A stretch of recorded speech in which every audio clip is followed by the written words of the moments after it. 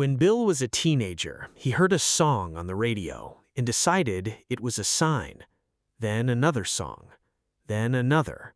Then a whole album that seemed to be written just about him. He had not told anyone.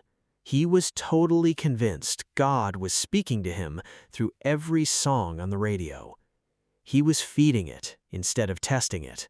A class in college eventually showed him he was not the only person who had ever fallen into that trap. He had confused what he wanted to hear with what God was actually saying. Years later, in the early 80s, he was reading Genesis and came to a passage about the sons of God producing evil offspring. He took the question straight to God. The answer came back through Scripture, and through a month of watching the same pattern show up in real life at the same time.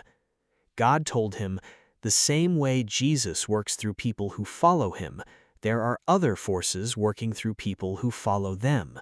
Some of those systems have been running since before the flood. Most people know the story of David and Goliath. What most people do not know is that Goliath was a Philistine, and the Philistines worshipped Baal. Goliath was not just a big man walking out onto a field.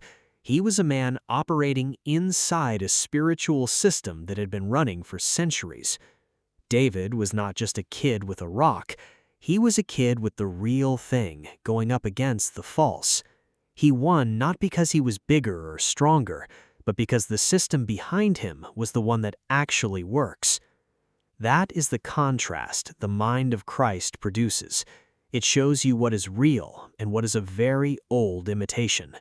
If something in your life feels like a giant that cannot be beaten, it is worth asking whose system is behind it and whose system is behind you.